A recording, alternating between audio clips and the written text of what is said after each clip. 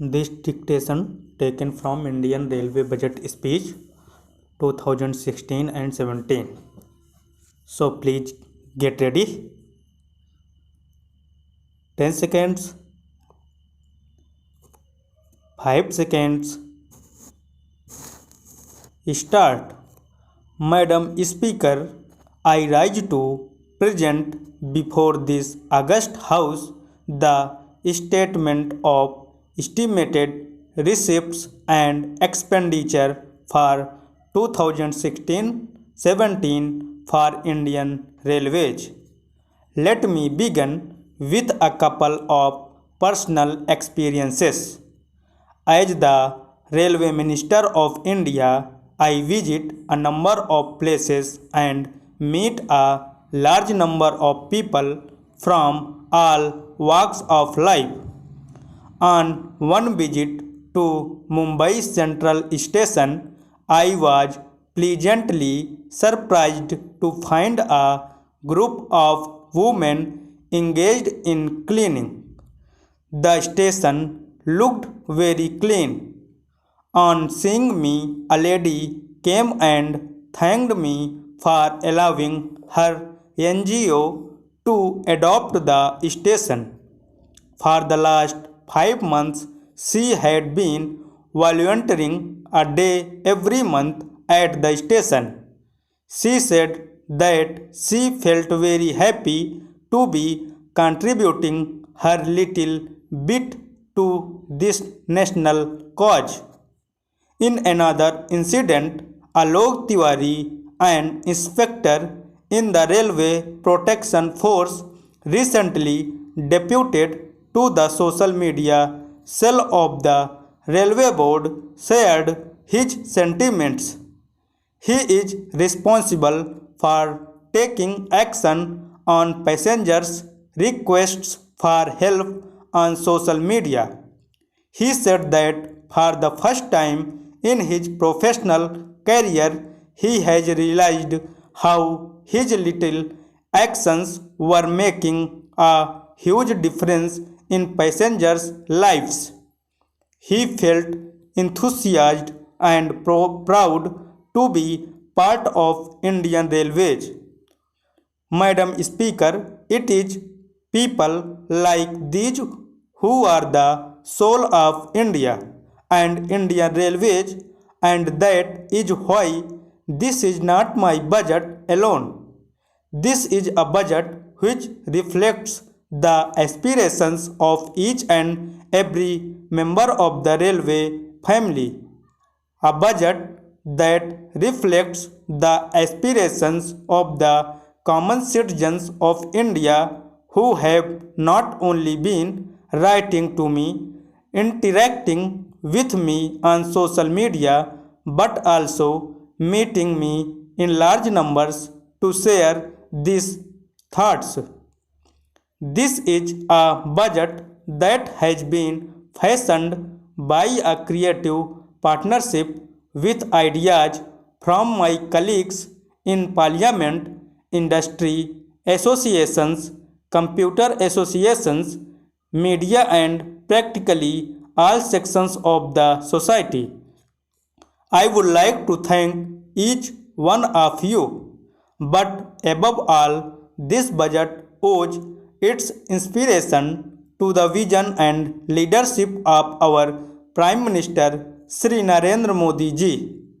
He had once again said, my vision is to make railways the backbone of India's progress and economic development. We are making all out efforts to translate his vision into reality. Our core objective is to improve the quality of customer experience at the individual level, become an engine of employment generation and economic growth at the national level, and convert India's largest institution into a template for transformation. This budget will document a journey of transformation, the journey of our nation by touching millions of human lives daily. overcoming the challenges. Our strategy, these are challenging times, may be one of the toughest.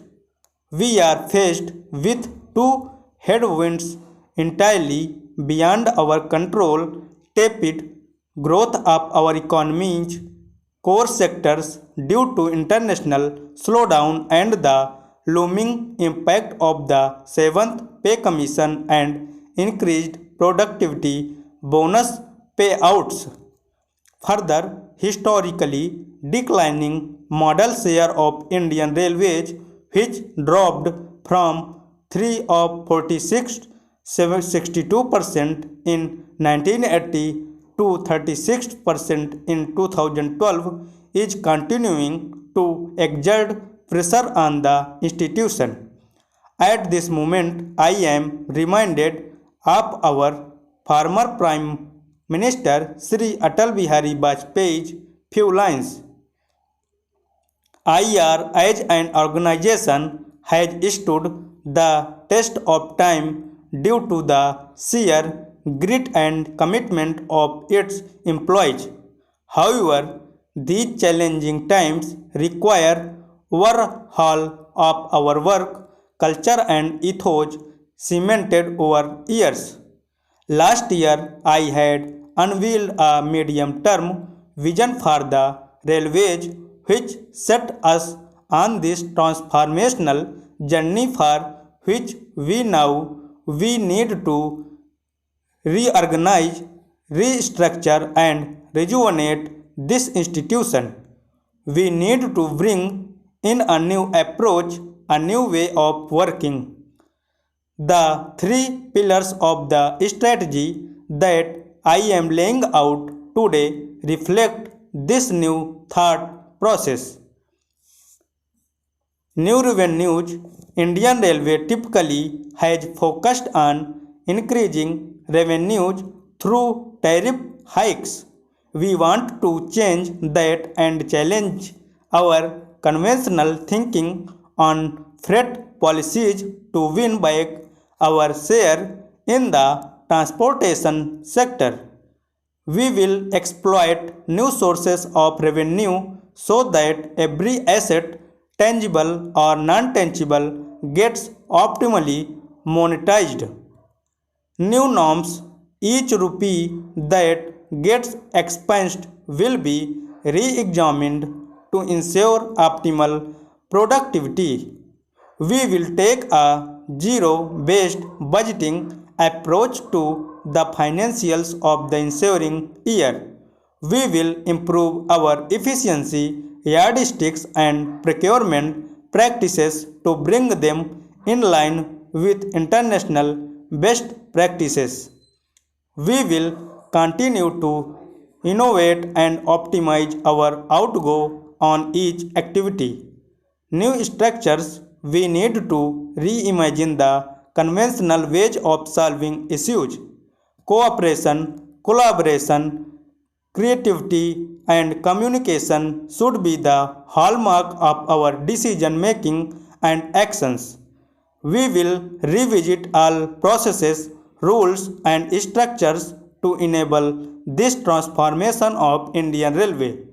We will draw upon our inherent strengths, diverse talents, and rich experience to emerge stronger. Stop.